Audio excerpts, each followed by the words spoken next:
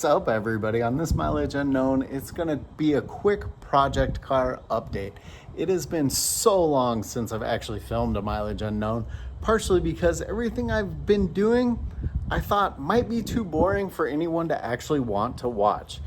I've been kind of wrenching on Pearl, the Karmann Ghia. I've been kind of wrenching on Poopy, the Dart, kind of wrenching on Pop's car, which we got some stuff done, and then it kind of let me down. If you saw the last short, we had a oil line blow on it and we're putting it back together. My garage is a giant mess because I bought a new toolbox and started to reorganize everything, and then kept working on cars instead of finishing the garage organization. I'm gonna flip you around and show you what's going on with Pearl, which is the car I've been doing quite a bit on. So if you remember, we had all the janky cut up sheet metal, and we've got that fixed and worked out and painted and cleaned up a bit, ready for the sound deadener and everything else. We started the brand new wire harness. There was house wiring in this car. That's fun. And then as I got to the inside, well, there's probably a good reason to put a new harness. Clearly, we've had some electrical issues in this car. And Shannon's the one that said she wanted a new harness, and it looks like that was a very, very good call. Now, I've been working on the dash, and you can see it's been a slow process. The paint that was on the dash is like goopy, gloppy, overpainted, melts, and just a pain. So I'm trying to do the best I can to get the dash cleaned up, painted. It's not going to be perfect, but it's going to be miles from where it was when it was the red dash. Now, because we're doing the dash, we're going to paint the doors, the tops of the doors, the same, and the little quarter piece there. So the dash and the tops of the doors, interior-wise, are going to be a different silver than the rest of the car. Actually, I painted the glove box so I could show you what that's gonna look like. There is the glove box door, and it's not perfect either, but it looks way, way better than it did. And that is going to be kind of the graphite, silver, steel gray color that we're gonna end up with on the dash and the tops of the doors and the quarter panel there. Now, as I was working on the doors, it was driving me nuts how rattly these windows are. Now, the inner felt is still there a little bit, but the outer seals and chrome I took off. And this car has been such a weird car to me because it's like somebody bought all new rubber, all new everything, and then installed it all wrong.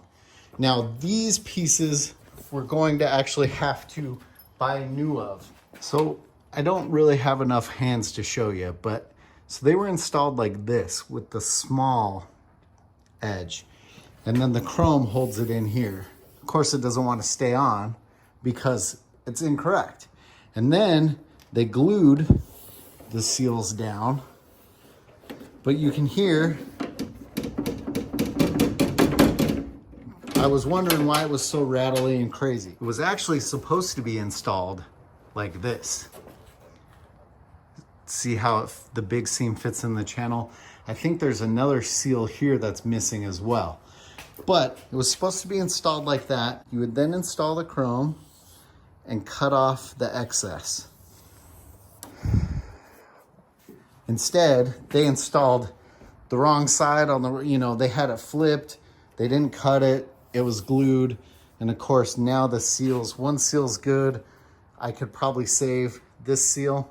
Not gonna be able to save. So now we gotta spend a little bit more money. But if you notice, oh, weird, no more window rattle craziness.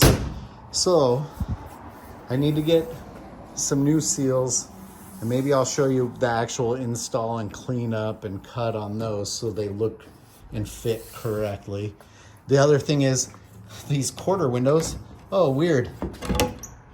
Same kind of scenario here.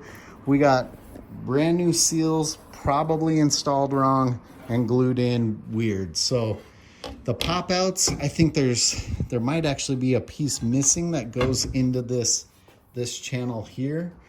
So I'm gonna take the pop outs out, that seal out when we go to paint that inner piece.